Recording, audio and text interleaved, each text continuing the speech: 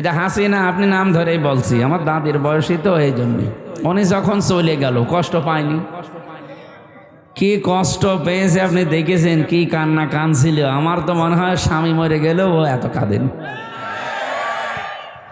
কি কন্দন গো, মনে হচ্ছে যে সব মরে গেছে একদিনই। আমি এর আগেও কন্দন দেখেছি, কিন্তু চোখে পানি দেখিনি। এই দিন সত্যি চোখে পানি বেরিয়েছিল। তার মানে এই দিন কষ্ট। কথা বললেন না কেন? এই যে কষ্ট পেলে, কষ্টকে আল্লাহর জন্যে, রাসূলুল্লাহর জন্য, মানবতার জন্যে। কিসের জন্যে? মানবতা ধ্বংস করার জন্য। তাহলে কোরআন বলছে যারা কষ্ট পাবে, কারণ কয়টা? এখন আমরা যারা এই যে ৫৪ বছর স্বাধীন হয়েছে বাংলাদেশ, বিশেষ করে ১৫.৫ বছরে কষ্ট পেয়েছি। আমি নাম ধরেই বলছি ভাই, আমি নিজে যেহেতু ভিকটিম, আমি কষ্ট পেয়েছি। নাকি মনে করছেন আমার কোনো কষ্টই হয়নি? আরে ভাই, আমি যোগাযোগ বিচ্ছিন্ন ছিলাম ৩ বছর ফাঁসির কন্ডেম সেলের ভেতরে। জেলখানার ভেতরে আর একটা জেল আছে, তার নাম বলা হয় সেল। সেলের ভেতরে আর একটা জায়গা আছে, তার নাম ফাঁসির কন্ডেম সেল, যেখানে মার্ডার মামলার আসামি থাকে। আমি কি মার্ডার করে গিয়েছিলাম? এর ভেতরে আর একটা জায়গা আছে, তার নাম কবর সেল। এটা রাজশাহী আছে আর যশোরে আছে, আর গাজীপুরের কাশিমপুর কারাগারের ৪ নাম্বারটায় আছে। এছাড়া আর বাংলাদেশে সেরকম কোনো জায়গায় আমি পাইনি। আমার যেহেতু বিভিন্ন জায়গায় নিয়ে যেত কষ্ট দেওয়ার জন্য। জেলখানায় দিলে ৩ বছর না, ৩০ বছরও আমি এত কষ্ট পেতাম না। ২৪ ঘন্টা একটা রুমের ভেতরে। রুম কিসের? এদিকে ৩.৫ হাত, এদিকে ২.৫ হাত, একটা কবরের মতো। এর সামনে আবার টয়লেট দেওয়া, ওর ভেতরে খাওয়া, ওর ভেতরে গোসল, ওর ভেতরে ঘুমানো, ওর ভেতরে পড়াশোনা। এই তারপরেও যদি একটু ১০-১৫ দিন পরে বাড়িতে একটু কথা বলতে দিত যে কেউ বেঁচে আছে না মরে গেছে, না। ৩ বছর দেখা সাক্ষাৎ নেই, কথা তো নেই। অথচ সারা জেলখানার লোক যারা ফাঁসির ১০ জন ফাঁসির আসামি, মানে ১০টা মার্ডার করেছে, সেও আমার সামনে অন্তত ৭ দিন পরে পরে একবার কথা বলে, ১৫ মিনিট ২০ মিনিট করে বাড়ি। এই যে কষ্টটা আপনি দিলেন, আমার কি কিছুই হয়নি? আপনি নিজেকে একটু দাঁড় করান তো। আমার এই বয়সে, আমার তখন ৩০ বছর ছিল, এখন তো ৩৩। এই বয়সে এই কষ্টটা আমি যদি অপরাধ করে পেতাম, আমার কোনো কষ্ট লাগতো না। আমি যদি 10টা মার্ডার করে যেতাম, আমাকে কষ্ট দিতে, আমি মেনে নিতাম। তা মানে আমরা যে মামলা দিলে, ও মামলা তো শয়তানও বিশ্বাস করে না।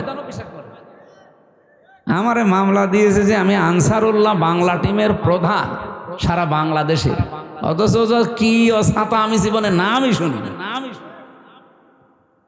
আনসারুল্লাহ বাংলা টিম যে কি, এটা জীবনে আমি নামও শুনিনি ওর আগে। ওই জেলে যে শুনলাম যে আনসারুল্লাহ বাংলা টিম নামে একটা টিম আছে, ওদেরকে জঙ্গি বানিয়ে বিভিন্ন দেশের মোড়লদেরকে এই ইন্ডিয়ার প্রেসক্রিপশন অনুযায়ী এই দেশে যারা দায়িত্বে ছিল তারা দেখাতে হয়েছে এই দেশে জঙ্গি আছে। অথচ এই যে ডিএমপি কমিশনার এখন আমাদের ঝিনাইদহ বাড়ি, শেখ সাজ্জাদ হোসেন, মানে ৩ দিন আগে জানিয়েছে যে বাংলাদেশে জঙ্গি বলে কিছু নেই, এগুলো সব নাটক ছিল। কারণ একজন মহিলা নাটক লিখত, আর কাউন্টার টেররিজমের ডিবিতে যারা কাজ করে তারা এগুলো সব মন্তস্থ করত। যেহেতু যিনি নাটক লিখবে তিনি পালিয়েছে, তে নাটক লিখবে কি? আর যারা মন্তস্থ করবে তারাও তো পালিয়েছে। যারে তারে নিয়ে যে জঙ্গি বানিয়ে দেয় না, শুধুমাত্র যারা ইসলামপন্থী, যারা আলেম ওলামা, এদেরকে হয়তো নিয়ে যে ১ মাস ২ মাস ১ বছর ২ বছর গুম করে রাখে। ওই মিনি আয়না ঘর আছে, বিগ আয়না ঘর আছে, এখানে নিয়ে যে রাখে মাটির নিচে। ১-১.৫ মাস ২ মাস ২ বছর ৫ বছর পরে বের করবে, এত বড় বড় নখ হয়ে যায়। আমি নিজেও তো ১০ দিন ছিলাম, প্রথমে দেখেছি ওই যে দেওয়ালে লিখে রাখে, এই বড় বড় নখ দিয়ে লিখে রাখে যে ভাই কেউ যদি বাইরে যেতে পারেন এই নাম্বারটাই অন্তত জানাবে যে আমি বেশি আছি। সে লোকটা জানে না যে এটা কোন বছর চলছে, এটাতে ২০২৫ সালও জানে না। এমনকি লোকটা জানে না যে এখন কয়টা বাজে, বা এটা কোন মাস চলছে, কি বার, এটা কি দিন না রাত, এখন কি সূর্য উঠেছে না রাতের গভীর, ওর কিচ্ছু জানা নেই। আমিও তো 10 দিন জানি না যে আমি কি সূর্যের আলো কোনোদিন দেখতে পারবো, সূর্যের আলো কেমন হয়। 10 দিনেই মনে হয় আমি ভুলে গেছি। তাহলে বলেন তো, যে লোকটা 10 বছর 12 বছর পড়ে আছে একটা ঘরে এভাবে, তাও হাতের সাথে পায়ের সাথে শিকল লাগানো, আপনি নিজেকে ওই জায়গায় দাঁড় করান তো কেমন লাগে আপনার? এই যে নখ তোলে যে সমস্ত জিনিস দিয়ে মেশিন, এগুলো আমাকে দেখিয়েছিল যে এগুলো আমরা দিয়ে নখ তুলি। আমার আগে ছাত্র দলের এক ভাইকে নিয়ে গেল, ও নখ তুলবে। এরকম একটা চেয়ার আছে, চেয়ারে বসিয়ে হাতের সাথে পায়ের সাথে ক্লিপ লাগিয়ে দেয়, গলার সাথে একটা বেল্ট লাগিয়ে দেয় যেন আপনি নড়তে না পারেন। একটা মেশিন আছে, ওইগুলো নিয়ে এসে হাতে আর পায়ের কাছে ধরে, একটা টেপ দেওয়ার পরে একবারে আপনার এই হাতে আর পায়ের 20টা নখ খুলে চলে আসে। আরে নখ খুলে আসলে তো ছেড়ে দিলে তো হয়, ওর উপরে তখন ওই যে পাতলা মিহি যে লবণ আছে না, মোল্লা সল্ট, ওইটা ছিটিয়ে দেয়। আপনার শুনতে এমন লাগছে, তাহলে আমার কেমন লাগিয়েছে বলেন তো? শিবিরের সভাপতি ছিল দেলাওয়ার ভাই, ওনার একটা নখও পায়নি, প্রত্যেকটা তুলে লবণ দিয়েছে। অথচ উনি সেন্সলেস, জানে না যে আমি মরে গেছি না বেঁচে আছি। তার আছে না পাতলা আছে মিহি তার, এ তার গরম করে লাল হয়ে যায়, তখন লজ্জাস্থানে ঢুকিয়েছে। পুরুষাঙ্গ ওনার নষ্ট হয়ে গেছে, পরবর্তীতে চিকিৎসার মাধ্যমে আল্লাহ আবার ফেরত দিয়েছে। আমার সামনে বলছিল রিমান্ডে ওই আসাদুজ্জামান, এটা কোলাঙ্গার, এই কাউন্টার টেরোরিজমের প্রধান ছিল, এবং ডিসি আব্দুল মান্নান, আরো চট্টগ্রামে বাড়ি আতিকুর রহমান ভইয়া এডিসি। আমি নাম ধরে বলছি কারণ আমি সাজাগুলো পেয়েছি তো। শেখ ইমরান হোসেন খুলনা বাড়ি, এরপরে জাহিদ হাসান, গোপালগঞ্জের মনিরুল ইসলাম,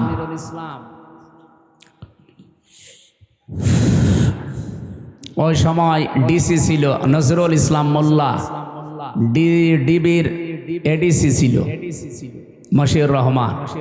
নামগুলো শুনলে একটু শান্তি লাগছে না, যে কত সুন্দর সুন্দর মুসলমানের নাম, অথচ এই মানুষগুলো আল্লাহ একজন আছে, আমার এই যে মরা লাগবে এটা বিশ্বাস করেন। আল্লাহর ভুল ধরতো আমার সামনে, কোরআনের আয়াতের বিভিন্ন বাংলা কটিশন বলতো যে আল্লাহর এটা ঠিক হয়নি, আল্লাহরে সে মানে না, তাই আমারেও ছাড়বে। এই 10 দিনে যে আমি কত গালি খেয়েছি আমার মা বাবা তুলে, আমি জানি আর আল্লাহ জানি। আর সাইদি সাহেবকে মনে হয় প্রতিদিন 50টা করে গালি দেয়। মামলা আমারে দিয়েছেন, আমার যদি দোষ থাকে আপনি খোঁজ করে বের করেন, আমারে কিছু বলেন, সাইদি সাহেবের গালি দেন কেন? এই মানুষগুলো একটা শুধুমাত্র এভাবে বসিয়ে রাখবে, একটা সুইচে টিপ মারলে 1 মিনিটে আপনি 120 বার ঘুরবেন, আপনার মাথার মগজ উলট পালট হয়ে যাওয়ার কথা না। ওই বাইরে যখন নিয়ে এসে আমার পাশের রুমে দিল, কি চিৎকার করে কান্না। এটা কঠিন ভয়ঙ্কর একটু বর্ণনা বললাম, এটা কিন্তু আমি ফেস করে এসেছি। এই জন্য এখন আমার বুকে ব্যথা, মাজায় ব্যথা, পিঠে ব্যথা, ডায়াবেটিস, এগুলো একটা রোগও আমার ছিল না, সব এই জেলখানায় 3 বছরে হয়েছে। কারণ ভেতরে তো কোনো চিকিৎসা নেই, একজন ডাক্তার আছে 10,000 মানুষের জন্য একটা ডাক্তার, মহিলা ডাক্তার, তাও সব রোগের কথা তার কাছে বলাও যায় না। আর যে রোগের কথাই বলি ছাতা একই ওষুধ দেয়। যদি বলি ম্যাডাম আমার হাতে ব্যথা, ওই একই বলি, মাথা ব্যথা একই বলি, কেউ যদি বলে আমার ননু ব্যথা, ওই একই বলি। মানে আমার সামনে একজন যে বলছে যে আমার এই জিনিসে ব্যথা, ওই একই বলি। মহিলা করবে কি? কারণ এই কথা কি ওনার সামনে বলা যায়? একজন পুরুষ মানুষ যেখানে 25-30 বছর বয়স আমার, আমি এই জিনিস দেখাতে পারবো তার কাছে? তাও একজন দেখিয়ে ফেলেছি, মানে সহ্যের বাইরে চলে গেছে, কি করবে? জিনিসপত্র মানে মোটা হয়ে গেছে, ফুলে, চিকিৎসা নেই, ও যে লেখার ওই একই বড়ি দেয়। তখন বসে এই দেখেন, কি দেখবেন দেখেন। এই কঠিন পরিস্থিতি তৈরি করলো যারা, কষ্ট বলেন তো সত্যি করে বলেন, একটু কি হালকা আমি পাইনি? এ 3টা বছর আমার কাছে মনে হয় 30 বছর যা বেঁচে ছিলাম তার চাইতেও বেশি কষ্ট পেয়েছি। তাহলে এক একটা কষ্ট পেয়েছি আমার নিজের কোনো দোষের কারণে, কোনো অপরাধের কারণে। হয় আল্লাহর জন্য তারা কষ্ট দিয়েছে, রাসূলুল্লাহর জন্য কষ্ট দিয়েছে, অথবা মানবতার জন্য। তাহলে কোরআনের আয়াত ছিল কি, কেউ যদি কষ্ট সহ্য করে একটা, কষ্টটা কার জন্যে? আল্লাহর জন্যে, রাসূলুল্লাহর জন্যে, মানবতার জন্যে। তার জন্যে কমপক্ষে মা যেহেতু আছে, যারা আরবি গ্রামার জানে বলেন তো মা এ শব্দের পরে আল্লাহ উচ্চারণের আগে আলিফ লাম দিয়ে এর সাথে নির্ধারিত করে দিয়েছে যে অবশ্যই একটা কষ্ট সহ্য করো দুনিয়ায়, একটা দুঃখ সহ্য করো। আমি আল্লাহ কমপক্ষে 10 থেকে 70টা সুখ, শান্তি, স্বস্তি, নিরাপত্তা, কল্যাণ দুনিয়া আখেরাত মিলে তোমার কপালে লিখে দিলাম। আল্লাহর এই ওয়াদা কি মিথ্যা হবে? বলেন বলেন বলেন বলেন। অন্তত 15.5 বছরে আমরা যারা 50টা কষ্ট পেয়েছি, না পাইনি? 50টা কষ্ট যারা পেয়েছি এই 3 কারণে, তাদের জন্য আপনি 50কে 70 দিয়ে গুণ দেন তো। 3500 কমপক্ষে সুখ শান্তি আল্লাহ আমাদের সামনে রেখে দিয়েছে। এগুলো দুনিয়া আখেরাতে আল্লাহ আমাদেরকে দেবে। এরপরে অন্য কিছু, এরপরের আয়াতটা যেহেতু আল্লাহ রিপিট করেছেন এই জন্য বলছি। আল্লাহ রাব্বুল আলামিন বলেন ইন্না মাআল উসরি ইসরা। আগেরটা শুনে যেমন শান্তি পেয়েছো, পরেরটা একটু শোনো কেমন লাগে।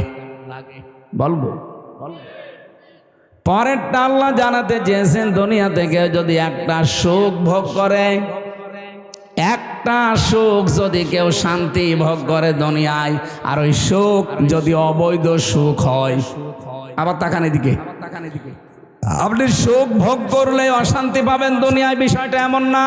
সুখ যদি হয় অবৈধ সুখ, এ শান্তিটা যদি অবৈধ শান্তি হয়ে থাকে, একটা সুখ শান্তি ভোগ করার বদলে এর সাথেও যেহেতু মা আছে, আপনি অবশ্যই দুনিয়াতে কমপক্ষে 10 থেকে 70টা অশান্তি দুনিয়ায় পাবেন। আগেরটা শুনে তো ভালোই লাগছিল, ছাতা পরেরটা বললে তো কেমন লাগছে। দুনিয়াতে আপনি একটা সুখ ভোগ করছেন, কিন্তু সুখটা অবৈধ সুখ। নওগাঁবাসী ইমান থেকে বলবেন, যদি থেকে থাকে আপনার বিবেকে যদি কাজ করে, 15.5 বছরে যারা ছিল তারা সুখ পায়নি। এক কথা বলছেন না কেন? এ সুখটা কি বৈধ সুখ না অবৈধ? আপনি সুখ ভোগ করবেন করেন, কিন্তু বৈধভাবে করেন। এ 15.5 বছরে 3 বার যারা ভোট করে নাম দিয়ে আপনি গেলেন ক্ষমতায়, সুখ পেলেন। আপনি তো ভোট করে যাননি, কারণ আমি নিজে ভিকটিম। 33 বছর বয়স এখন আমার। 18 বছর থেকে যদি ভোট দিতে আরম্ভ করতাম, আমি 3 বার ভোট দিতে পারতাম, একবারও পারি নাই। তার মানে 3 বার যারা ছিল বৈধ না অবৈধ? বলেন বলেন বলেন বলেন। অবৈধ ভাবে থেকেও কি তারা সুখ পায়নি? আপনি কি এত আসতে বলেন কেন? যারা অবৈধ সুখ পেয়েছেন, যদি মনে করেন 50টা সুখ আপনি ভোগ করেছেন, এক একটা সুখে যদি কমপক্ষে 70টা করে দুঃখ আপনার কপালে থাকে, হিসাব করে আগেরটা যেমন দিলেন, এবার বলেন কত হয়? 3500। আমি কোরআন মাথায় নিয়ে বলতে পারবো আল্লাহর কথা 100 ভাগ প্রতিফলন হবেই। আপনি বিশ্বাস না করতে পারেন, আমি 100 ভাগ বিশ্বাস করি, কারণ এর ভেতরে কোনো সন্দেহ নেই, সন্দেহর লেশ মাত্র। দালিকাল কিতাবুল লা রাইবা ফীহি। আল্লাহ পাক বলেন, আমার এই কোরআনের ভেতরে যত তথ্য দেওয়া আছে, সন্দেহ তো দূরের কথা, সন্দেহের অবকাশও নেই, মিথ্যা তো দূরের কথা। তাহলে বাস্তবে যেটা বললাম কোরআন দিয়ে আপনি এবার নিজের জীবনে মিলাবেন। মাস্ট বি দুনিয়ায় যারা অবৈধ সুখ ভোগ করেন, এই যে পরকীয়া প্রেমে যারা আছে, তারা কি সুখ পায় না? সুখ না পেলে 2-3টা ছেলে মেয়ে রেখে চলে যায়। ও মনে হয় গিয়েছে। এত জোরে বলেন কেন? এলাকায় যদি কেউ অবৈধ সুখে থাকেন, এই মুহূর্তে আপনি থেমে যান। আর সুখ আপনি হয়তো কিছু পাচ্ছেন, কিন্তু এক একটা অবৈধ সুখের কারণে কমপক্ষে ৭০টা দুঃখ সামনে আপনার অপেক্ষা করছে। সুতরাং এই প্রেম ছেড়ে দেওয়া লাগবে, পরকীয়া প্রেম। যারা রাজি আছেন হাত তোলেন তো। এই, কার সাথে লাইন আপনার? বিয়ে করেছেন? বিয়ে করলে তো আপনার আর লাইন করার দরকার। আমি এখান থেকে একটা শিক্ষা দিতে চাই, যেহেতু রেকর্ড হচ্ছে, এটা জাতির জন্যে বলবো। এটা বলেন না যে হুজুর যা বলো সব আমার গায়ে লাগে। যেহেতু অবৈধ সুখ ভোগ করলে এক একটার জন্য শাস্তি কয়টা? আরো জোরে। তাহলে এতদিন যারা এগুলো করেছে তাদের এখন শাস্তি আপনি দেখতে পাচ্ছেন। এত কিছু তারা করেছিল, এখন ভোগ করতে পারছে না। কয়েকদিন আগে সিঙ্গাপুরে ছিলাম, মালয়েশিয়া, কয়েকটা দেশ ঘুরছিলাম। দেখি এই দেশ থেকে যারা পালিয়ে গেছে ওরা কিন্তু ওই দেশের সাহেব পাড়া বানিয়েছে, সেকেন্ড হোম ওদের আছে, তো থাকতে পারে না, তালা লাগানো থাকে হচ্ছে হোটেলে। আমি সেই হোটেলে উঠেছিলাম, নিচে নেমে দেখি 2 শয়তান চা খাচ্ছে। কি গো হুজুর, আমরা আগেই পালিয়েছি। আপনি পালাইলেন কেন? আপনার না 620টা বাড়ি। ওই যে চট্টগ্রামের একজন ছিল না, কি মন্ত্রী যেন, ভূমি মন্ত্রী, 620টা বাড়ি এসে শয়তান। একজনের বাড়ি লাগে কয়টা বলেন তো? আমার বাবার একটা বাড়ি, তাই আমি থাকার সময় পাই না। আর শয়তানে 5 বছরে 620টা বাড়ি বানিয়েছে। আমার মনে হয় এই 9 মাস যদি থাকতো ও আরো 200 বাড়ি বানাইতো। বানিয়ে কি করলে? একটাও তো থাকতে পারেন না। এখন এই যে হোটেলে থাকা লাগে, কয়দিন থাকবেন এভাবে? সাহেব পাড়ায় থাকতে পারেন না, হলে থাকবো ওখানে। বাংলাদেশের 20 লাখ মানুষ এই মালয়েশিয়া আছে, আমার পিটিয়ে ভক্তা বানিয়ে ফেলবে। অবৈধ সুখ যারা ভোগ করেছেন, আল্লাহর কসম, এক একটা অবৈধ সুখের জন্য ৭০টা করে অশান্তি পাবেন দুনিয়া আখিরাত মিলে। এর বাস্তব প্রমাণ আমার কুষ্টিয়ার হানিফ আর ইনুর বাড়ি। ওই আগস্টের 5 তারিখে বিকাল বেলা তো একটা নাজিল হয়েছিল আযাব, আবার এই ফেব্রুয়ারির 5 তারিখে আযাবুল বুলডোজার নাজিল হয়েছে, পুরাটা মিশিয়ে দিয়ে। অথচ কি দাপট ছিল দেখেছেন? আগস্টের 5 তারিখের আগ পর্যন্ত দাপট কি গো? ক্ষমতা ভোগ করেছে, কিন্তু ওটা কি বৈধ না অবৈধ? আমরা চাই আপনাদের, আমি হিতাকাঙ্ক্ষী, কে কোন দল করেন এখন আমার সব চিন্তাবাদ, কারণ আমি কোরআনের আলেম। কোরআন যেহেতু সবার, আমিও এখন। কথা বলেন না কেন? কেউ নিজের দিকে টেনে কথা বলবেন না, আমি সবার জন্য বলছি। যেহেতু অবৈধ সুখ ভোগ করলে কি হয় আমরা এখন হাড়ে হাড়ে টের পাচ্ছি, দেখতেও পাচ্ছি। আগামীতে যারা চেয়ারে বসবেন, এই চেয়ারে কেউ যেন বসে অবৈধ সুখ ভোগ করতে না পারে। আর এর জন্য কি নিয়ম আছে কিছু?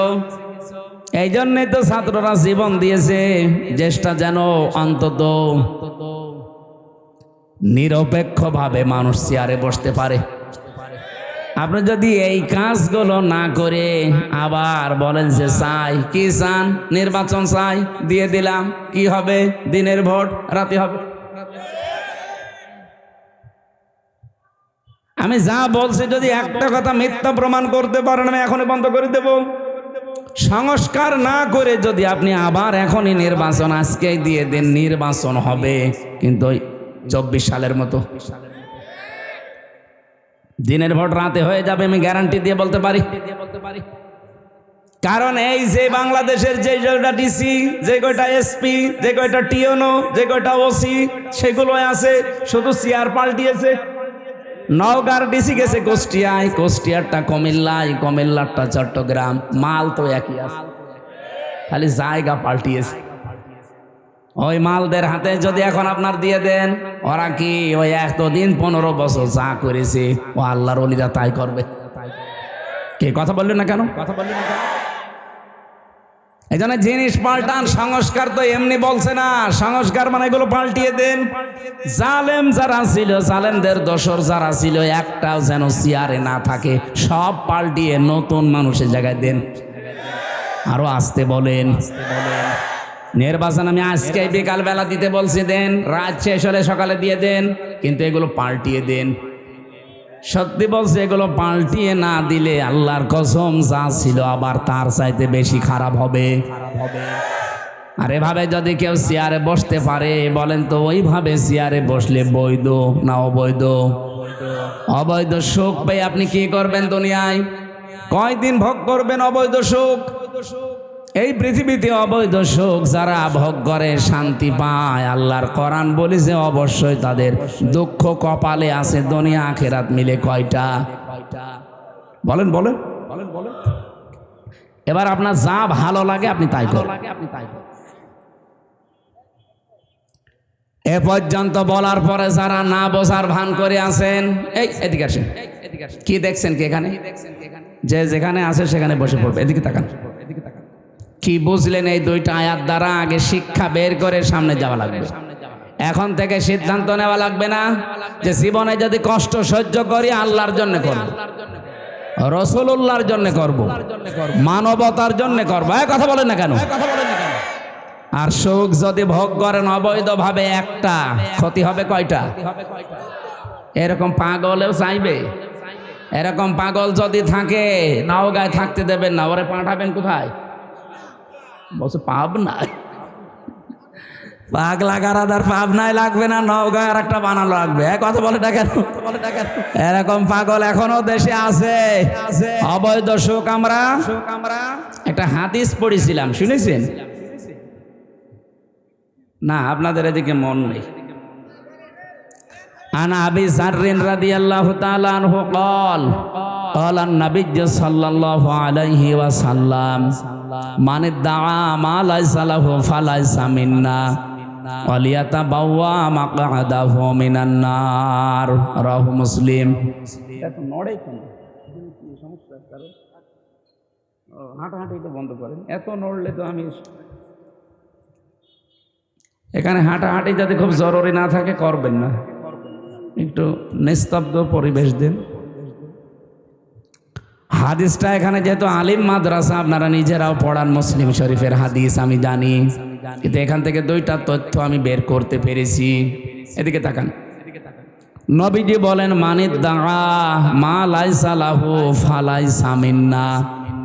যেই জিনিস তোমার না, ওইটা যদি নিজে দখল করে নাও, নিজের আয়ত্তে রেখে দাও, যেই দিন এই কাজ করবা ওই দিন থেকে তুমি আমি নবীর উম্মত নেই।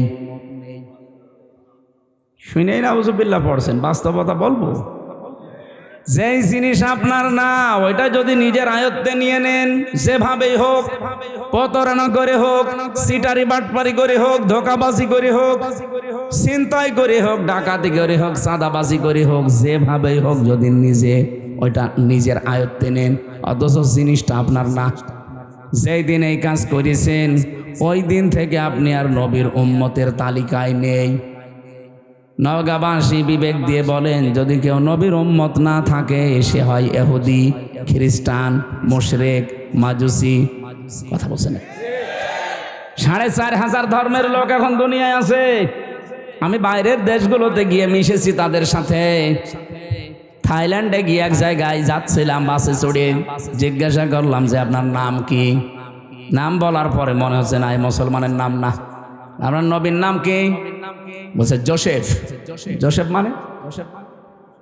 হ্যাঁ, মুসা আলাইহিস সালাম, এটা ইহুদি।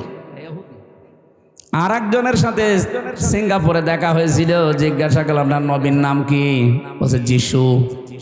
যিশু মানে ঈসা আলাইহিস সালাম। তাহলে ওই নবীর উম্মত দাবি করছে তারা, কেউ ঈসা, কেউ মুসা, কেউ ইব্রাহিম। ওরা ইব্রাহিম নবীর নামও পাল্টিয়ে দেখে আব্রাহাম। বিভিন্ন নাম তারা পাল্টিয়ে দিয়েছে, কিন্তু জিনিস তো আমরা যারে মুসা বলি, যারা ঈসা বলি, যারা ইব্রাহিম বলি। তাহলে ওরা আমাদের নবীর উম্মত কিন্তু দাবি করছে না। জিজ্ঞাসা করলে তো বলে না যে আমার নবীর নাম মুহাম্মাদুর বলে না, বলে না। কারণ ওরা নবীকে স্বীকার করে না, ওরা স্বীকার করে ওই সমস্ত জায়গাকে। যদিও তারা মুসা নবীর আদর্শের ওপরেও নেই, যদি তারা ইব্রাহিম নবী ঈসা নবীর আদর্শের ওপরেও নেই। এই পৃথিবীতে এখন ইসরায়েলে যে ইহুদি দাবি করছে এটা বিশ্ব, এটা বেহায়া, বেলজ্জা, এবং এরা নাফারমান সবচাইতে পৃথিবীতে বড়। কারণ ওরা নবীর নাম বলে কিন্তু নবীর আদর্শ ওদের ভেতরে নেই। ওরা ইহুদিরা মুসা নবীকে বলে আমাদের নবী যোসেফ, কিন্তু কোনোদিন মুসা নবীর আদর্শ ওদের জীবনে আছে? 1940 সালে ওদেরকে থাকতে দিয়েছিল দয়া করে এই ফিলিস্তিনের মানুষগুলো। খালি পায়ে খালি গায়ে সারা দুনিয়া ঘুরছিল, কেউ নেয়নি। দয়া করে মানবিকতার খাতিরে থাকতে দিয়েছিল, আর শয়তানরা এখন তাদেরকে এই দেশ থেকে তাড়িয়ে দিচ্ছে। আল্লাহ ধরে না, এবার ধরেছে। ইন্না বাতশা রাব্বিকা লাশাদীদ ইন্নাহু হুয়া ইউবদিউ ওয়া ইউঈদ। আল্লাহ পাক বলেন আমি কিছু বলি না, কাউকে ধরি না, যদি কাউকে একবার ধরি আমি ওরে ছাড়ি না। এই ইসরায়েলে এখন যে দাবানল চলছে, জেরুজালেমের রাস্তা পর্যন্ত বন্ধ আছে 3 দিন। আপনি টের পাচ্ছেন? এতদিন পর্যন্ত এই জালেমদের অত্যাচারে মুসলমানরা বাড়ি ঘর ছেড়ে দিয়ে পালিয়েছে, আর ওরা এখন আল্লাহর গজবে বাড়ি ঘর ছেড়ে পালাচ্ছে। কত উন্নত প্রযুক্তির মেশিন লাগিয়েছে তারা, পানি দিচ্ছে লেভানোর জন্য আগুন, কিন্তু না যত দেয় তত আরো চলে। কারণ এই আগুন তো আর হামজা লাগায়নি, আগুন লাগিয়েছে কে?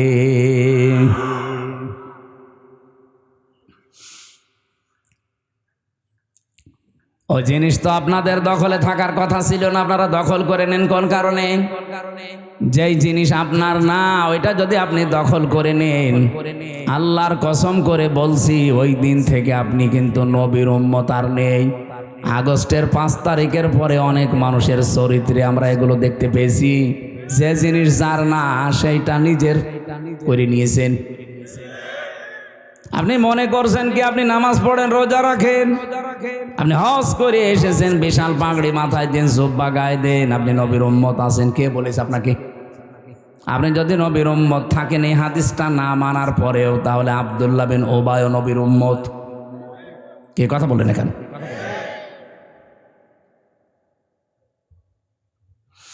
এই যে ভারতে মুসলিম আমাদের বাপ দাদা যারা হাজার হাজার লক্ষ লক্ষ বিঘা জমি জায়গা তারা ওয়াকফ করেছিল মসজিদ, মাদ্রাসা, খানকা, ঈদগাহ, গোরস্থানের জন্যে।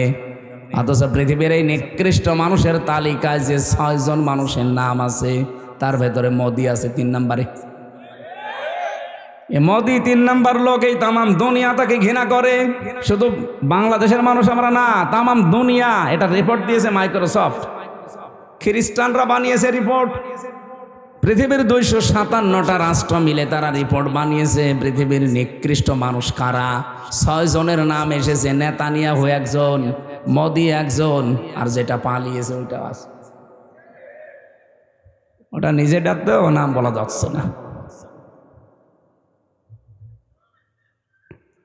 আপনি কি মনে করছেন এই মানুষগুলোকে শুধুমাত্র আমরা খারাপ বলছি? কে বলেছে? তামাম দুনিয়ার যত সৃষ্টি আছে ওদেরকে সামনে নিয়ে যান, ওরা এই নামগুলো শুনলেই ঘৃণা ভরে, প্রত্যাখ্যান করছে। একটু বিবেকের তাড়নায় কথা বলেছিল ভারতের একজন সেনাবাহিনীর একজন দায়িত্বশীল, তাকে আজকে নামিয়ে দিয়েছে, বাদ দিয়ে দিয়েছে। বিবেক বহির্ভূত কাজ পৃথিবীতে সবচাইতে বেশি করছে এখন ইন্ডিয়া। মুসলিমদের এই বিষয়গুলো এখন তারা ওয়াকফ আইন বাতিল করে দিয়ে নতুন করে অবৈধ আইন বানিয়ে এখন মুসলমানদের এই সম্পদগুলো সব নিয়ে নিচ্ছে। সম্পদ নিয়ে নিলে তো হয়, আগে ধরেছে তারা আল্লাহর ঘর মসজিদগুলো, একটা একটা করে সব মসজিদ তারা ভেঙ্গে গুড়িয়ে দিচ্ছে। পৃথিবীর মানুষেরা মাটির নিচে আমরা শুনি যে তারা তেল পায়, গ্যাস পায়, সোনা পায়, রূপা পায়, আর এই শয়তানরা শুধু মাটির নিচে মন্দির পায়। তাও যেখানে সেখানে মন্দির পায় না, শুধু মসজিদের নিচে। যেই মসজিদ ভাঙ্গে বলে এখানে 500 বছর আগে মন্দির ছিল, আমরা যদি এখন বাংলাদেশে আওয়াজ তুলি যে ঢাকার স্বামীবাগে যে ইসকন মন্দির, এটা 1000 বছর আগে মসজিদ ছিল, মেনে নেবে? এই জন্য হিন্দু ভাইদেরকে বলবো, আজকে গোবিন্দ পরামানিকের বক্তব্য শুনেছেন, হিন্দু মহাজোটের মহাসচিব তিনি, সভাপতি। এই লোকটা জানাচ্ছে তামাম পৃথিবীর হিন্দুদেরকে আহ্বান জানাই, এই মাতাল মোদিকে আপনারা থামান। কারণ ও শুধু হিন্দুদের জন্য না, তামাম পৃথিবীর মানবতার জন্য আজ ক্যান্সার হয়ে দাঁড়িয়েছে। ওরে যদি না থামানো যায়, পৃথিবীর সামনে কিন্তু বসবাসের অযোগ্য হয়ে যাবে। অলরেডি দাঙ্গা আরম্ভ করে দিয়েছে ভারতে। আরে ভাই, দাঙ্গা ওখানেই থাকবে না, দেখেন 10 দিন পরে ঢুকলো বলে বাংলাদেশে। কারণ আশপাশের কোনো রাষ্ট্র এখন নিরাপদ না। কোন রাষ্ট্রের সাথে এই কোলাঙ্গারদের সম্পর্ক ভালো নেই। ওদের সম্পর্ক ভালো আছে মালদ্বীপের সাথে। যে কয়েকদিন আগে আমার এই হোসাইন মালদ্বীপ শ্রীলঙ্কা ঘুরে আসলো, সব মালদ্বীপের সাথে ওদের সম্পর্ক ভালো নেই, শ্রীলঙ্কার সাথে ভালো নেই, ভুটানের সাথে ভালো নেই, পাকিস্তানের সাথে তো নেই, আফগানিস্তানের সাথেও ভালো নেই, মায়ানমারের সাথে ভালো নেই। আমাদের সাথে ভালো ছিল, ববু ছিল, ববু নেই, ভালো নেই। বউ চলে যাওয়ার পরে আমরা খুব মুসিবতে আছি। একজন বলছে ঠিক,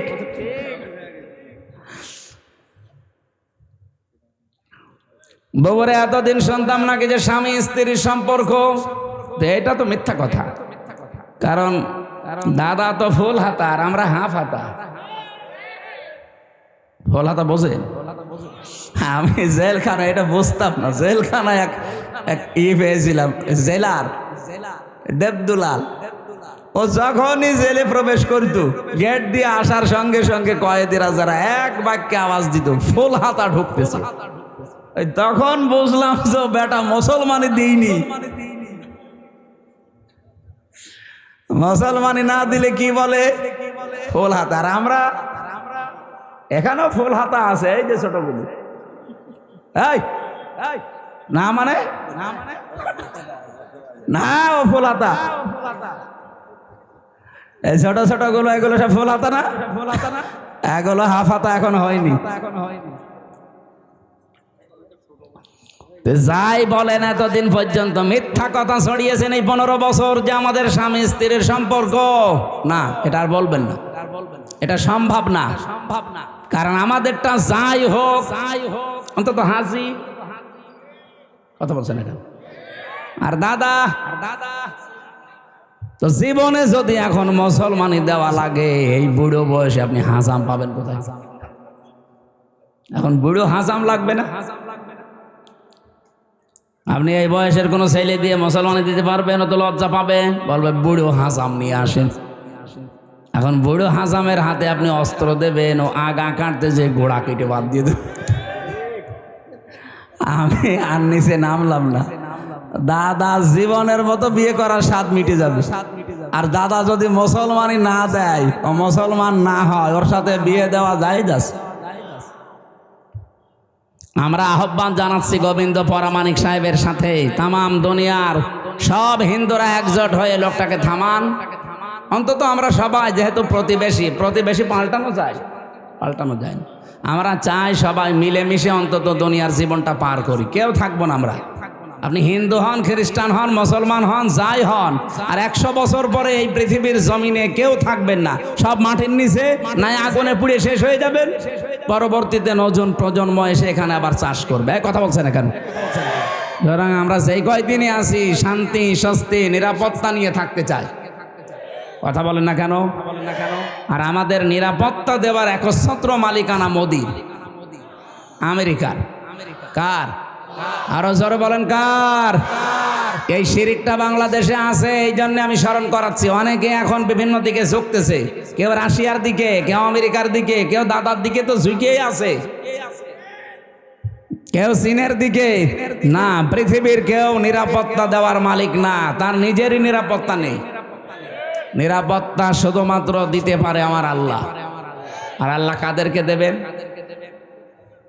কোরআনে কারিমে সূরা আনআম 7 নাম্বার পারা 17 নাম্বার পৃষ্ঠার প্রথম নাম্বার লাইনের 82 নাম্বার আয়াতে আছে, আল্লাযীনা আমানু ওয়া লাম ইয়ালবিসু ঈমানাহুম বিযুলমিন উলাইকা লাহুমুল আমনু ওয়া হুম মুহতাদুন। বলেন আল্লাহু আকবার। আল্লাহ পাক বলেন, দুনিয়ায় যারা ঈমান আনবে আর ঈমানের সাথে যারা শিরিক জুলুম, এখানে জুলমুন মানে আর শিরকিন, যারা জুলুম এবং শিরিক তাদের ঈমানের সাথে মিশ্রণ করবে না, উলাইকা লাহুমুল আমনু, এই মানুষগুলোই আল্লাহর কাছে নিরাপত্তার হকদার। ও বাংলার মুসলমানেরা, আমরা তো আর খ্রিস্টান না, আমরা তো এখানে মুশরিক না, আমরা এখানে 92% মুসলমান। অন্যান্য ইবাদত বন্দেগী কম থাকতে পারে, কিন্তু নামের আগে আমার মোহাম্মদ আছে। 92% মুসলমান আমরা। শান্তি, স্বস্তি, নিরাপত্তা আল্লাহ দেবেন। উলাইকা, আল্লাহ বলেন আঙ্গুল দিয়ে মনে হচ্ছে দেখাচ্ছে, ইসমে ইশারা, উলাইকা লাহুমুল আমনু, এই মানুষগুলোই লাহুমুল আমনু, এদেরকে আমি আল্লাহ নিরাপত্তা দেব, এরা নিরাপত্তার হকদার। যদি তারা ঈমান আনার পরে ঈমানের সাথে শিরিক আর জুলুম মিশ্রণ না করে। বাংলাদেশে ঈমানদার যারা দাবি করতাম তাদের সাথে শিরিক আছে না নেই? জুলুম আছে না নেই? বলেন বলেন। শিরিক কি জুলুম কি, এই দুইটা যদি আপনি পরিষ্কার হয়ে যান, ওই দুইটা থেকে নিজেকে মাহফুজ রাখবেন, হেফাজত করবেন। আল্লাহর কসম, দুনিয়ায় কেউ পাশে না থাক, হেফাজত করার দায়িত্ব নিয়ে নেবে কে? এক কথায় বলছি, শিরিক কি? আল্লাহ যেটা পারে ওইটা অন্য কেউ পারে, এই বিশ্বাস করার নাম শিরিক। এক কথা বলছেন এখন, আল্লাহ যেটা পারে ওইটা অন্য কেউ। আরো জোরে বলেন। কেউ যদি বিশ্বাস করে থাকেন আপনি শিরিক করছেন, আর শিরিক করলে আপনি আর মানুষ নেই, মুশরিক। আর মুশরিক যারা, তাদের জন্য আল্লাহর শাস্তি হচ্ছে, ইন্নাহু মাইয়ুশরিক বিল্লাহ ফাকাদ হারামাল্লাহু আলাইহিল জান্নাহ ওয়া মাওয়াহুন নার ওয়া মা লিয-যালিমিনা মিন আনসার। সূরা মায়েদা 6 নাম্বার পারা 19 নাম্বার পৃষ্ঠার 12 নাম্বার লাইনে আয়াতটি আছে, কোন মানুষ যদি পৃথিবীতে শিরিক করে, 1 নাম্বার শাস্তি, আল্লাহ তাকে জান্নাত হারাম করে দিয়েছে, আর জাহান্নাম তার জন্য আশ্রয় স্থল। বলেন নাউজুবিল্লাহ। আজকে থেকে সিদ্ধান্ত নিয়ে ফেলেন, আল্লাহ যেটা পারে ওইটা অন্য কেউ দুনিয়ায় পারে। আরো জোরে বলেন, না পারে না। আমি আজকে একটা শিরিক পেয়েছি, যে বাড়িতে ছিলাম, উনি ওই বিশ্বাসে বলেছে কিনা আমি জানি না, কিন্তু এই বিশ্বাস যদি থাকে আপনি আজকেই পাল্টাবেন। যে আমরা পেছনে বসে আছি, ওনার 2টা ছেলে আছে, আর একটা ছেলে নাকি স্ত্রীর পেটে, ওইটাও সানো করে দেখেছে ছেলে হবে। পানি নিয়ে এসে বলছে, হুজুর এমন পানি পড়বেন যেন মেয়ে হয়। মনে হচ্ছে আমি ডাউনলোড করে দেব। অনেক জ্ঞানী মানুষ, হয়তো এই লাইনের মানুষ না, জেনারেল শিক্ষিত মানুষ, এরকম বহু মানুষকে আমরা এটা পাই, যে মানুষগুলোর বিশ্বাস আল্লাহ যেটা পারে দুনিয়ায় অন্য কেউ এটা পারে। আমার উপরে বিশ্বাস করেছে যে পানি এমন ভাবে পড়বেন যেন এবার আর ছেলে না হয় মেয়ে হয়। পানি পড়া, আপেল পড়া দিয়ে যদি ছেলেকে মেয়ে বানিয়ে দিতে পারতাম, তা আমার ম্যাডামের কি হইতো? এটা তো একটা বললাম, এবার আর একটা বলছি, নাকি বলবো না? কোরআনে কারিমে যে বিধান আল্লাহ দিয়েছেন এ পৃথিবী চালানোর জন্যে, দুনিয়ার মানুষ যদি কেউ নবীকে জিজ্ঞাসা করতো ওই সময়, ইয়াকুলুনা হাল্লানা মিনাল আমরি মিন শাইইন কুল ইন্নাল আমরা কুল্লাহু লিল্লাহ। আল্লাহ পাক এটা সূরা আলে ইমরানে আছে, 4 নাম্বার পারা 9 নাম্বার পৃষ্ঠার 3 নাম্বার লাইনের 154 নাম্বার আয়াতের মাঝের অংশে পাবেন। এটা তাফসিরে ফি জিলালিল কোরআনে সাইয়্যিদ কুতুব এভাবে লিখেছেন। এই ছেলে ওঠাউটি করেন কেন? বসেন বসেন বসেন বসেন, ওখানে বসিয়ে দেন, ওখানে বসিয়ে দেন।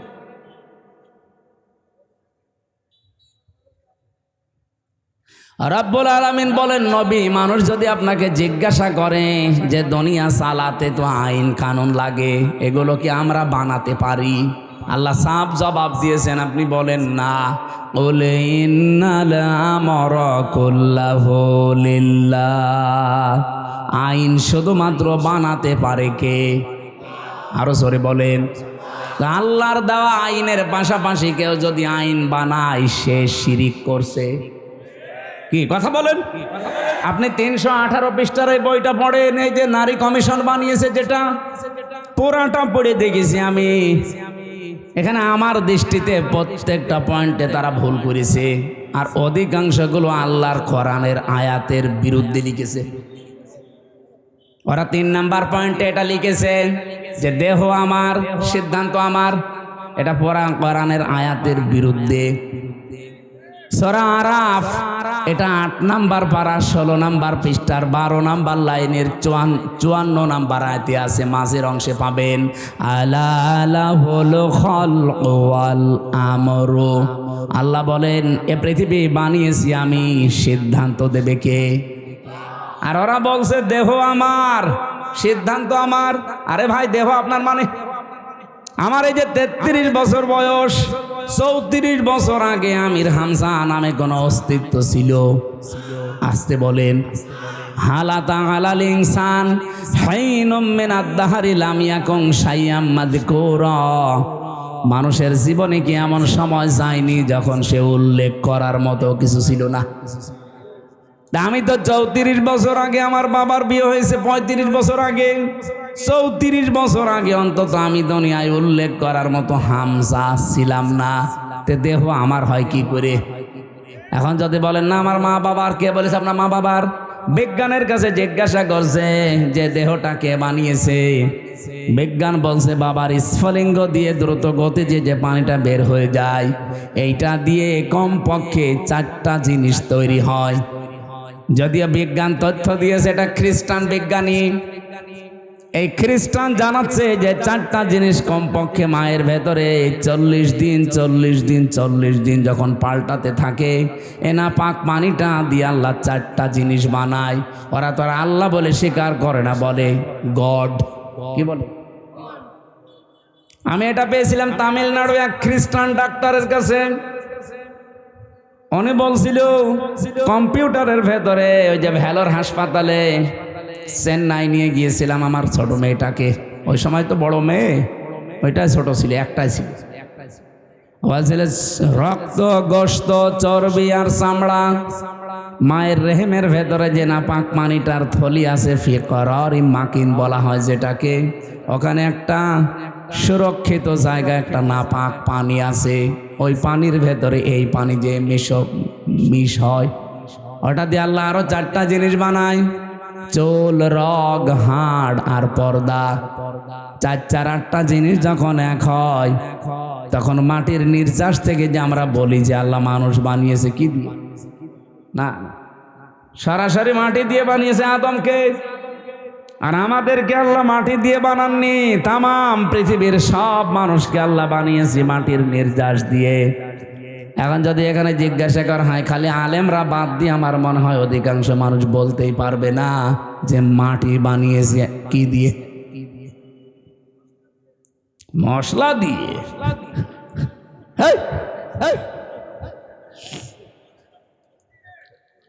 মাটির ভেতরে পাবেন আপনি oxygen, silicon, aluminium, iron, calcium, potassium, sodium, magnesium, nitrogen, hydrogen. ওদিকে 4 আর 8টার মাটির উপাদান থেকে যদি 10টা হয়, 8 আর 10 কয়টা হয়? বলেন বলেন বলেন। আপনি এখানে এইটা না ভেড়িয়ে যদি কম্পিউটার দিতেন অথবা ল্যাপটপ সেট করেন, আমি আপনাকে এখন হাতে কলমে দেখাতে পারবো যে মানুষের 3.5 হাত বডি বানাতে 18টা জিনিসে হবে না, কমপক্ষে 23টা জিনিস লাগবে। সূরা আলে ইমরানের 6 নাম্বার আয়াতে এই তথ্যগুলো পাবেন। ওয়াল্লাযী ইউসাউবিরুকুম ফিল আরহামি কাইফা ইয়াশা লা ইলাহা ইল্লা হুয়াল আজিজুল হাকীম। বলেন আল্লাহু আকবার। তিনি সে আল্লাহ যিনি মায়ের রেহেমের ভেতরে তোমাদের আকৃতি তৈরি করেন। আকৃতি তৈরি করতে কমপক্ষে 5টা জিনিস তো লাগবেই। এই তথ্যটা এবার পাবেন সূরা নাহলে 14 নম্বর পারা 14 নম্বর পৃষ্ঠা 13 নম্বর লাইনের 78 নম্বর আয়াতের মাঝে আছে ওয়াজআলা লাকুমুস সামআ ওয়াল আবসারা ওয়াল আফইদা ইলা আখির আয়াত। আল্লাহ পাক বলেন শ্রবণ শক্তি, দর্শন শক্তি, বাক শক্তি, আকেল শক্তি, ঘ্রাণ শক্তি এগুলো আমি আল্লাহ আমার রব নামের কারণে দিয়েছি। আমরা ওদিকে 4 4 8 পেয়েছিলাম মার বাবার থেকে, মাটির উপাদান 10 কত হয়? আমার আল্লাহ নিজে রব নামের কারণে আমাদেরকে ভিক্ষা স্বরূপ দিয়েছেন 5টা। 8 5 13 আর ওদিকে 10, এই 23টা যখন পুরাপুরি এক হয় তখন পূর্ণাঙ্গ মানুষ তৈরি হয়। কিন্তু এই 23টার ভিতরে 2টা একটাও যদি কম হয় ও জীবনেও পূর্ণাঙ্গ হয়ে আর আসতে পারবে না, তখন অপূর্ণাঙ্গ হয়ে আসবে। আল্লাহ যদি তাদেরকে বাক শক্তি না দিত তাহলে তারা কথা বলতে পারতো না। আজ যারা বলছে দেহ আমার সিদ্ধান্ত আমার, এই বাক শক্তিটা দিয়েছে তোর মা বাবা কে? বলেন বলেন বলেন বলেন। যিনি দিল কথা বলার শক্তি, এখন তার বিরুদ্ধেই কথা আরম্ভ হয়েছে। এই জন্য আমির জামাত ডক্টর শফিকুর রহমান হাফিজাহুল্লাহ মানে ডাইরেক্ট ঘোষণা দিয়েছে বাংলাদেশে কমিশন রিপোর্ট দূরের কথা, এই কমিশনই আমরা মানি। কথা বলে না কেন? এটা যদি কেউ রাজনীতি মনে করেন, হ্যাঁ এটাই আমাদের রাজনীতি। কোরআন সুন্নাহ বিরোধী কোনো কাজ এই দেশে হওয়ার জন্য আমরা জীবন দেইনি। যারা বসে আছেন আমাদের জীবনের উপরে বসে আছেন, আপনার ছেলে মেয়ে জীবন দেয়নি। 2732 জন মানুষ যারা মারা গেছে, কয় টাকা দিয়েছেন তাদের পরিবারে গিয়ে? আপনি কয়দিন দেখা করেছেন বলেন? এই মানুষগুলো আপনাকে কোরআনের বিরুদ্ধে আইন তৈরি করার জন্য এই দেশটা উপহার দিয়েছে না?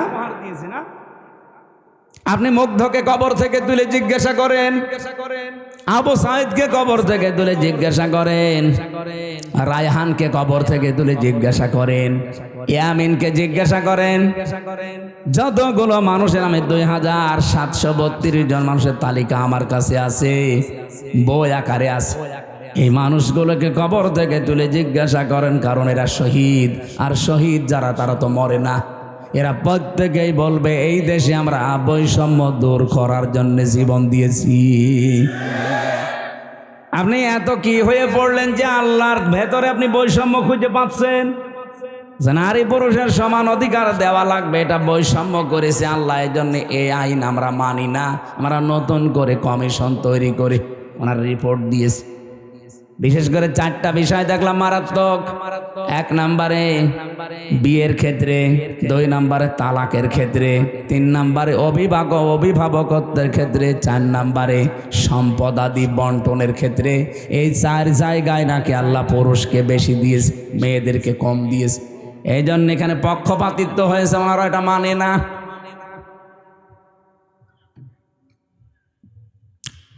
আমরা স্পষ্ট ভাষায় তাফসীর মাহফিলের রেকর্ড হয়, তামাম দুনিয়া যাচ্ছে। সবাইকে আহ্বান জানাচ্ছি, আগস্টের 5 তারিখ কিন্তু শেষ হয়ে যায়নি।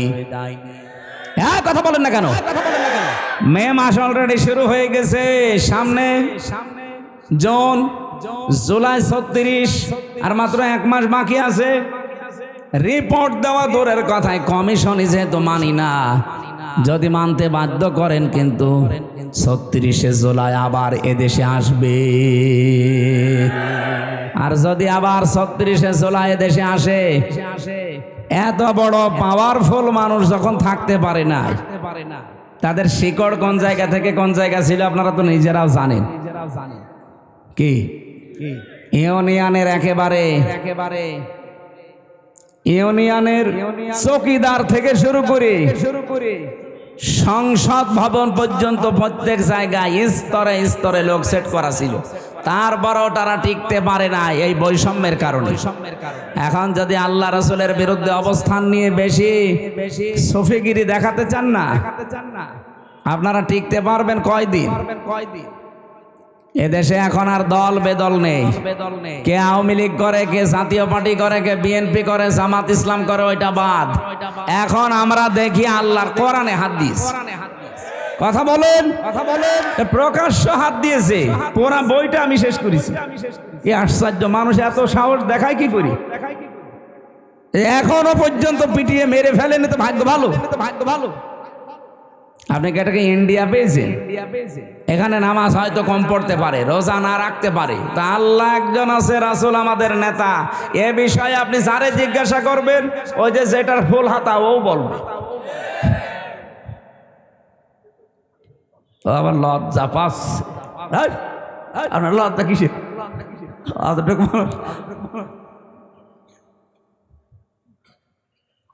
না, আমি হাসির ছলে বলি নাই, বাস্তবতা এইটা আমরা সতর্ক করে দিলাম। এরপরেও যদি কেউ মানতে না চান, নিজের কপালে নিজে আগুন লাগাবেন। যে যখন চেয়ারে থাকে সে তখন গিয়ারে থাকে। চেয়ার পেয়েছেন তো গিয়ারে আছেন, টের পাচ্ছেন না কিছু।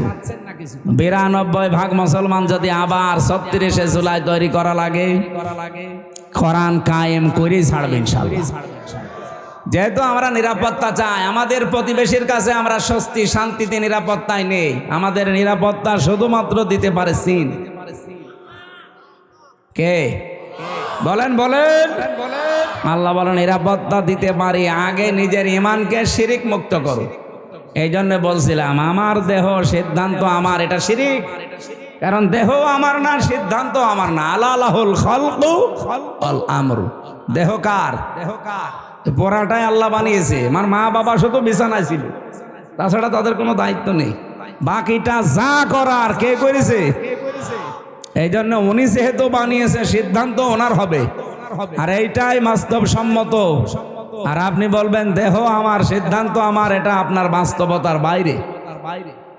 সুতরাং আগামী থেকে আমরা এ কমিশনই যেহেতু মানি না, ও নিয়ে আর কথা বলতে চাই না। এরপরও যদি কেউ বাধ্য করেন, এদেশের রাজপথ এখনো কিন্তু শেষ হয়ে যায়নি। আমরা আশা করব দেশকে অস্থিতিশীল করার জন্য এই কিছু কোলাঙ্গার মহিলার কথা শুনে, যেগুলো কোলাঙ্গার না হলে আল্লাহর কোরআনের বিরুদ্ধে হাত দেয়। আর এরা মহিলা বলে কি? এগুলো সব ডাস্টবিন থেকে এসেছে।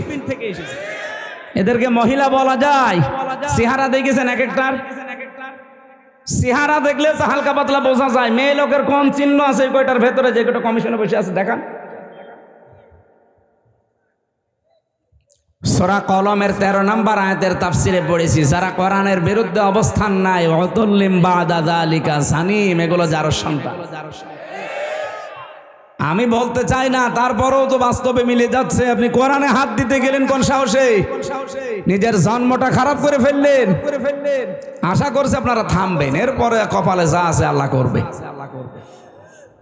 এই জন্য আমরা শান্তি, স্বস্তি, নিরাপত্তা যদি আল্লাহর পক্ষ থেকে বাংলাদেশ পেতে চাই, বহির্বিশ্বের যে এখন আন্তর্জাতিক ষড়যন্ত্রগুলো চলছে, অলরেডি যেহেতু দাঙ্গা মোদি লাগিয়ে দিয়েছে, এ বাতাস আসতে কিন্তু বেশি দেরি হবে না। কি কথা বললেন না?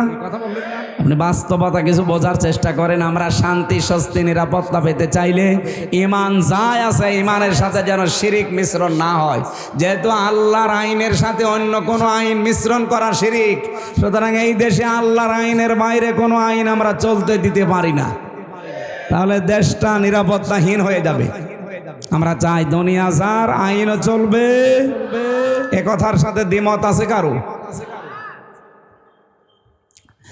আবার ভাইরা, নামাজ যদি আপনার কমও থাকে, রোজা আপনার কম হয়েছে, পর্দা পশিদা কম হয়েছে, কিন্তু ঈমানটা যদি সত্যি আপনি পরিষ্কার রাখতে পারেন, আকীদা যদি আপনার বিশুদ্ধ হতে পারে, অল্প কিছু করলে আপনাকে আমার আল্লাহ নাজাত দিয়ে দেবেন।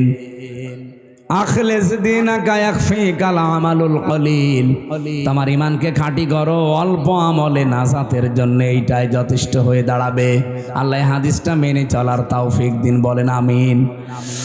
ও বাংলার মুসলমানেরা, যে হাদিস পড়ে ব্যাখ্যা করছিলাম, যে জিনিস আমার না ওটা যদি জোর করে আমি নিজের আয়ত্তে রেখে দেই, আমি ওই দিন থেকে নবীর উম্মত। আর সুতরাং আগস্টের 5 তারিখের পরে কাউ যদি এই কাজ করে থাকেন, কারো চরিত্র যদি এরকম সমস্যা থাকে, আগে ওটা ফেরত দিয়ে দেন। এটাকে আমি ইনাকে বললাম, আপনাকে বললাম, যে করেছেন তারে বলেছি। যারাই করেছেন এগুলো আপনি নিজে তো জানেন, কার্ডটা কি দখল করেছেন সেটা ফেরত দিয়ে দেন। হ্যাঁ, যদি আপনার জিনিস এতদিন দখল হয়ে যায়, ওটা যদি আপনি ফেরত পেয়ে থাকেন, আপনার অসুবিধা নেই। কথা বোঝা গেছে? আপনারই ছিল, ওটা হাত ছাড়া হয়ে গিয়েছিল, দখল করে নিয়েছিল, এখন ওটা আবার ফেরত পেয়েছেন, আপনি এই হাদিসের আওতা মুক্ত থাকবেন। সে যেন জাহান্নামে নিজের একটা স্থান তৈরি করে নিল। বলেন নাউজুবিল্লাহ। আল্লাহ আমাদের হেফাজত করুন। সূরা মুনাফিকের 4 একটা মাত্র আয়াত পড়েছি। আমাদের আজকের আলোচনার বিষয় ভণ্ড বিশ্বাসী।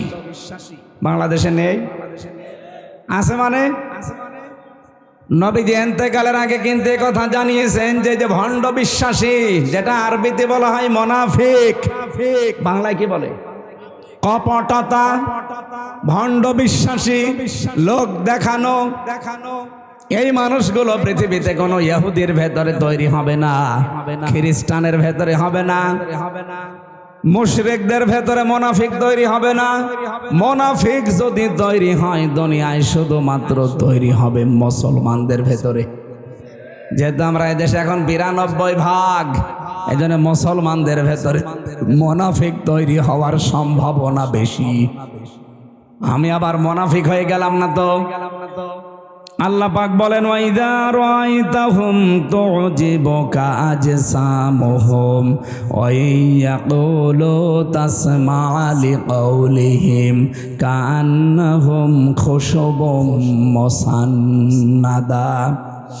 হে নবী, আপনি যখন মুনাফিকদেরকে দেখবেন, যেহেতু মুনাফিকের এই জাতটা অন্তরের সাথে সম্পৃক্ত, দেখলে আপনি নিজে পর্যন্ত আশ্চর্য হয়ে যাবেন যে এ কি গো, এটা আমার চাইতেও বড় বুজুর্গ।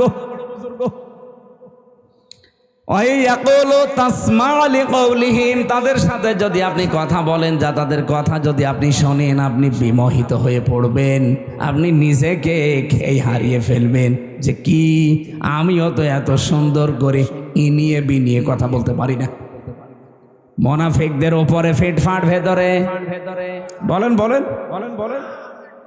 রব্বুল আলামিন তাদের উদাহরণ দিতে গিয়ে জানিয়েছেন, কান্নাহুম খুশুবুম মুসান্নাদা, তারা যেন কাঠ খোদাই করা দেওয়ালের মতো।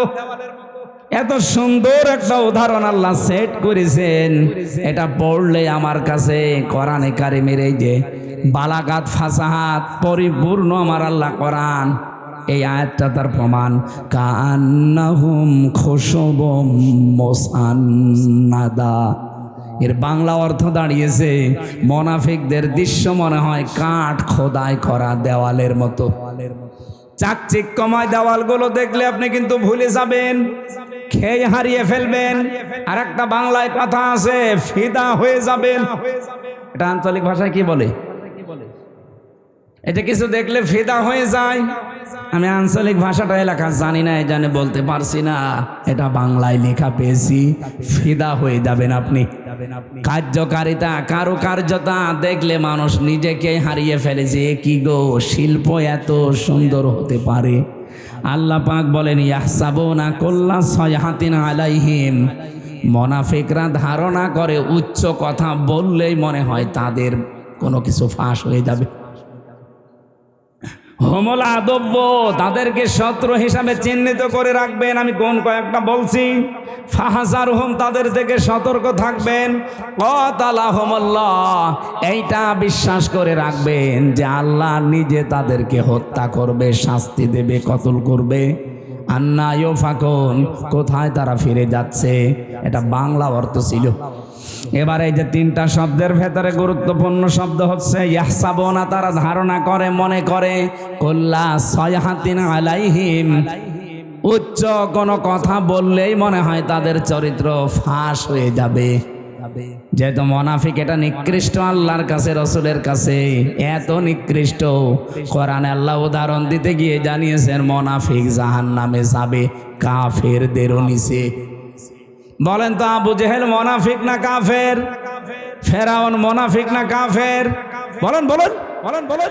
তাহলে ফেরাউনকে আল্লাহ যদি জাহান্নামে দেয়, আবু জেহেলকে যদি জাহান্নামে দেয়, মোনাফিক যারা আমরা যারা মুসলমানদের ভেতরে এখন সেগুলো বলবো চারটা, এই চারটা বিষয় যদি কারো ভেতরে থাকে ও আবু জেহেলেরও নিচে থাকবে। নওগাঁবাসী থাকতে চান আবু জেহেলের নিচে জাহান্নামে? বলেন বলেন বলেন বলেন। এক নম্বরে কোন হাদিসে আমি সালাসা পেয়েছি, কোন হাদিসে আরবা পেয়েছি। আয়াতুল মুনাফিক আরবা আছে, সালাসা আছে। ইজা হাদ্দাসা কাযাবা, কথা বললেই মুনাফিকরা মিথ্যা কথা বলে। দুনিয়ার কথা বলুক আর ধর্মের কথা বলুক, কথা বললেই মিথ্যা কথা বলে। এরকম আলেম দেশে নেই? এই যে আমার ভণ্ড তাহেরি ভাই, কথা বললেই ও হাদিস কোরআনের নাম দিয়ে বলুক আর জেনারেল কথা বলুক, কথা বললেই মিথ্যা কথা বলে। কারণ যেগুলো বানিয়েছে সব মিথ্যা। আপনি আলেমদের জিজ্ঞাসা করেন আলী বাবা, শালি বাবা, কেল্লা বাবা, ফতে বাবা, কোন জিকির আছে? তাহলে সব বানিয়েছে। কথা বললেই মিথ্যা কথা তুলে আনে। এমন এমন শান তৈরি করেছে আল্লাহর ওলিদের নাম নিয়ে। এ পৃথিবীতে সব চাইতে দামি মানুষ হচ্ছে নবীরা। কথা বলেন না কেন?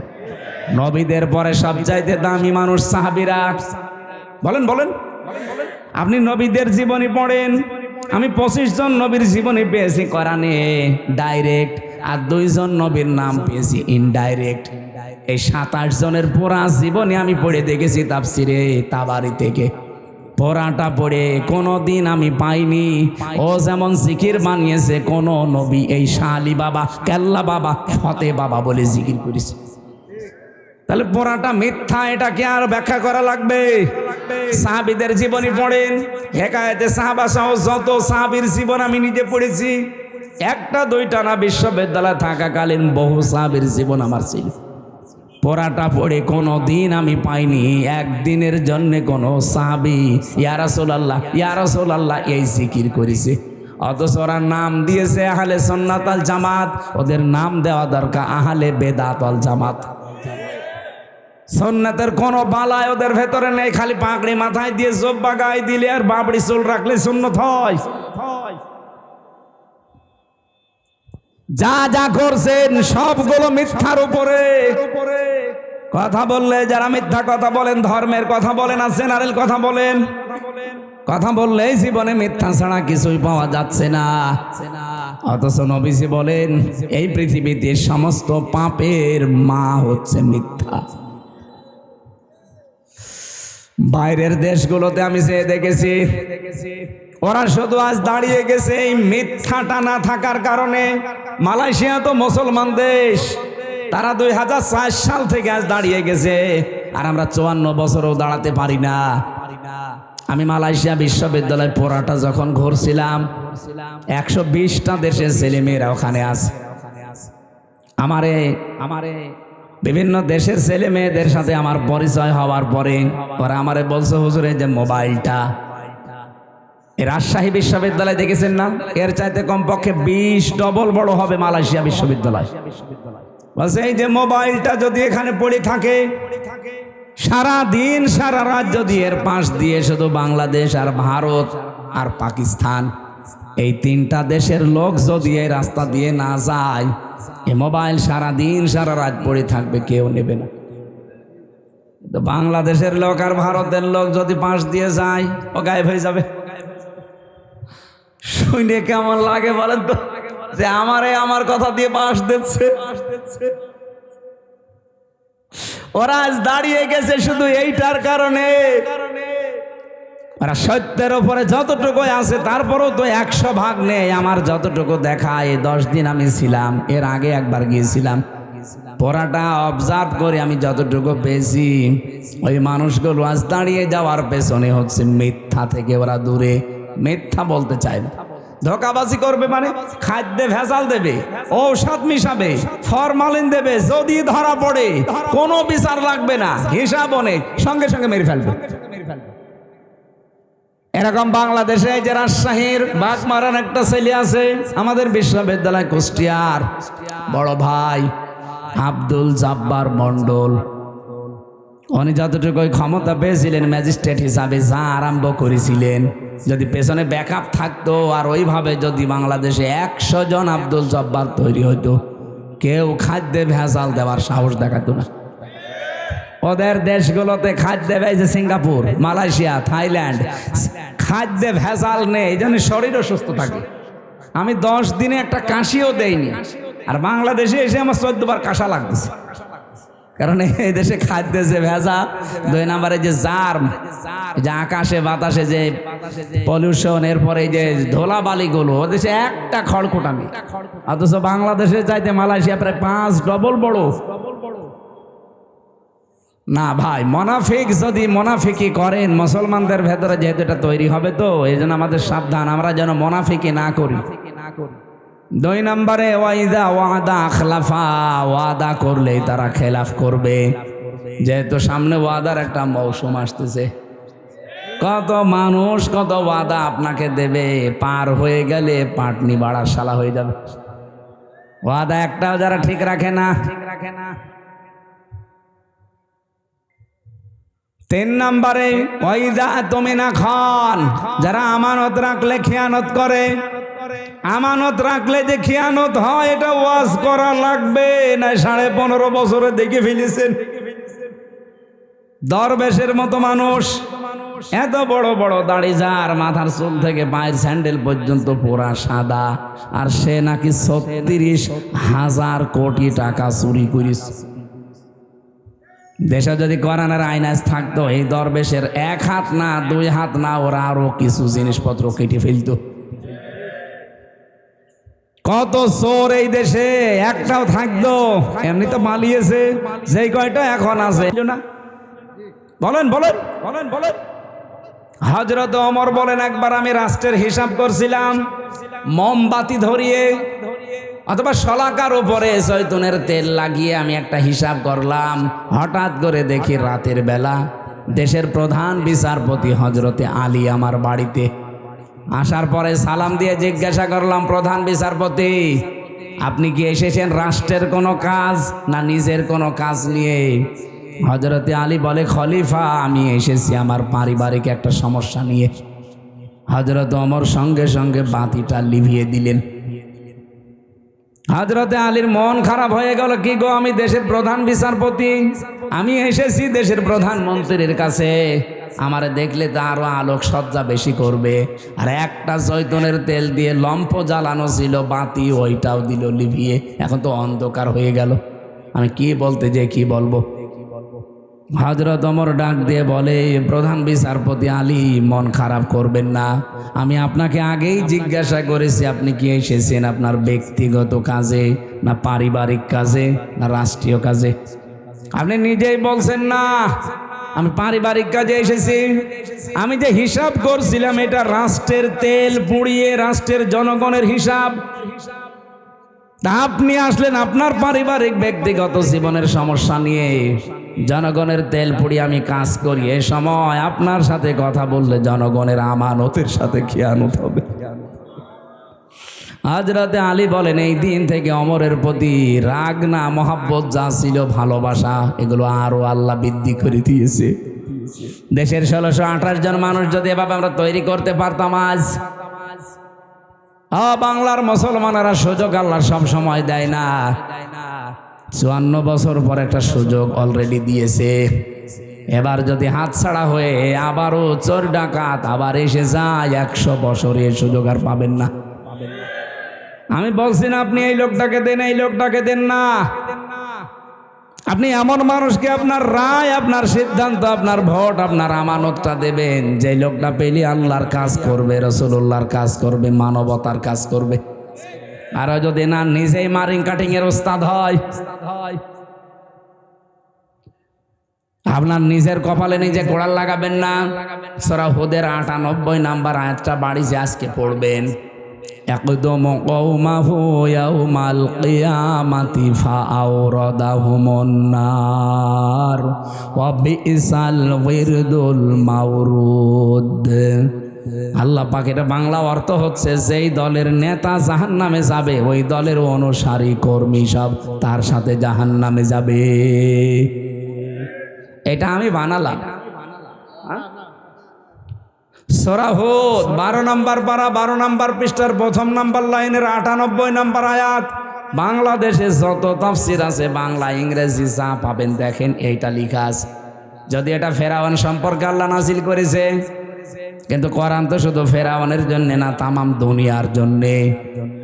যেই দলের নেতা জাহান্নামে যাবে ওই দলের কর্মী অনুসারী যা আছে তার পেছনে সব যাবে জাহান্নামে। আপনি এখন কোথায় যাবেন নিজেই ভাবেন। 4 নাম্বারটা যেটা বলতে চাই, এটা অনেকে আমরা বলতে চাই না, এইটাও আছে 4 নম্বরে হাদিস, যে মুনাফিক তারা যারা কথা বললেই কারো সাথে একটু ঝগড়া হলেই কথার আগেই গালি দেয়। এদেশে তো নেই।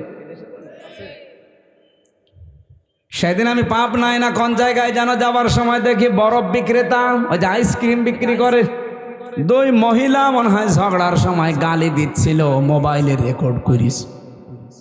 এমন গালি একবারে 1 থেকে Z পর্যন্ত পুরা গালি 8-10 মিনিট রেকর্ড করে আবার বরফ বিক্রি করছে ওই মোবাইলের সাথে কিভাবে মেমোরি কার্ডে সেট করে মাইকে ছেড়ে দিয়েছে।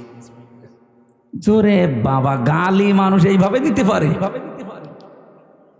বুড়ো বুড়ো এরকম মানুষ দেখি, যুবক ছেলে যুবতী মেয়ের সামনে তার মাকে গালি দেয়। এরকম বুড়ো দেশে নেই? আপনি মানুষ? হ্যাঁ, মুরব্বী যারা আছেন নিজের স্ত্রীকে গালি দেন, কারা হাত তোলেন তো। এই এলাকায় মানে ওয়াজ করা ঠিক হচ্ছে না, কারণ আল্লাহর ওলি বসে আছে। না, গালি দেবেন না, গালি দেবেন। সম্মানিত মা বোন যারা এসেছেন, সম্মানিত মা বোনদেরকে বলছি, এদিকে তাকান, এদিকে তাকান। আপনি শুধু মনে করেন যে আমি নামাজ পড়ে রোজা রেখে কালো বোরকা পরে জান্নাতে চলে যাব না। স্বামী যাদের আছে জায়েজ কথাগুলো মেনে তাদের খুশি রাখবেন, না জায়েজ কথা মানার দরকার নেই। হযরতে খাদিজা জীবনে 1 ওয়াক্ত নামাজ পড়েননি, একটা রোজা রাখেননি, জীবনে একদিনের জন্য পর্দায় ছিলেন না, কারণ এই বিধানগুলো নাজিল হয়েছিল সব তার ইন্তেকালের পরে। অথচ আল্লাহ তাকে নিজে সালাম দিয়েছে, তাকে এই পৃথিবীতে জান্নাতে ঘর বানিয়ে সুসংবাদ পাঠিয়েছে। একটাই মাত্র কারণ, জীবনে কোনোদিন তিনি একটা দিনের জন্য স্বামীর মনে দুঃখ দেন। এখানে আমরা যারা স্বামী বসে আছি একেবারে আল্লাহর দিকে তাকিয়ে বুকে হাত দিয়ে বলতে পারবেন যে জীবনে কোনোদিন আমি একদিনেও স্ত্রীর কাছ থেকে কোনোদিন দুঃখ পাইনি? দেখেন দেখেন, একটা স্বামী হাত তুলতে পারলো না। স্টেজে এত বড় বড় হুজুর বসে আছে, কেউ পারছে না। এক মুরব্বী হাত তুলেছে, বউ আছে, থাকতে পারে। আলহামদুলিল্লাহ, ওনার বউ যদি এরকম থেকে থাকে আলহামদুলিল্লাহ। মা বোন যারা এসেছেন আপনি চিন্তা করে বলেন, এখানে হাজার হাজার স্বামী, একটাও আমরা হাত তুলতে পারলাম না। আমিও পারি নাই, কি করে তুলবো? মিথ্যে কথা বলবো কি করে? পারবো না। এই জন্যে আপনাদেরকে আমি সতর্ক করছি, আপনার আদর্শ যেন খাদিজাতুল কুবরার মতো হয়। আমরা আর টানতে পারছি না, আমার গলা বসে যাচ্ছে। এই আয়াত আবার সামনে আসলে আমরা আবার কথা বলবো। আমার লিখিত জেলখানার একটা বই ছিল মেয়েদের ওপরে, দাম্পত্য জীবনে যে সমস্ত কলহগুলো, সমস্যার সমাধান করার জন্য আমি বই লিখেছিলাম, দেখে দেখে একেবারে বাস্তব। গাড়ি কোথায়? এই যে এটা গাড়ি না, গাড়ি থেকে মেয়েদের জন্য নিয়েছেন, কাজে লাগবে। আল্লাহুম্মা আমিন। লা হাওলা ওয়ালা কুওয়াতা ইল্লা বিল্লাহিল আলিয়্যিল আযীম, লা হাওলা ওয়ালা কুওয়াতা ইল্লা বিল্লাহিল আলিয়্যিল আযীম। মুনাফিকের যে জারগুলোর কথা শুনলাম, আল্লাহ আমাদের ভেতর থেকে বের করে দাও। আজকের মাহফিলের আলোচনা সওয়াবগুলো নবীজির রওজায় পৌঁছিয়ে দাও। মাটির নিচে যারা ঈমান নিয়ে ঘুমিয়ে আছে এদেরকে ক্ষমা করে দাও রব্বুল আলামিন। আয়োজনে যারা শরীক আছে এই মানুষগুলো তুমি মেহেরবানি করে কোরআনের ইজ্জতে কবুল করো। মা বোনদেরকে তুমি খাদিজাতুল কুবরার মতো বানিয়ে দাও। আগামীতে এই অনুষ্ঠানটা কোরআনের জন্য আরো বড় করে কবুল করে নাও। পাড়ইল আলিম মাদ্রাসা আল্লাহ কিয়ামত পর্যন্ত দিনের মার্কাজ হিসাবে কবুল করে নাও। কয়েকদিন পরে আমার একটা অনুষ্ঠান আছে এই ভারসই, ওখানে কোরআনের কথাগুলো সঠিকভাবে তোমার বান্দা বান্দীদের সামনে বলার তৌফিক আমাকে দিও। এলাকায় মাটির নিচে কত মানুষ ঘুমিয়ে আছে, কোরআনের ইজ্জতে এদের মাফ করে দাও।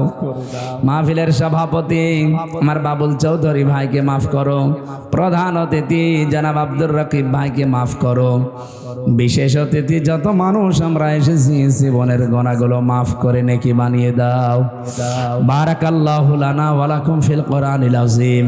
আলহামদুলিল্লাহি রাব্বিল আলামিন। আসসালামু আলাইকুম।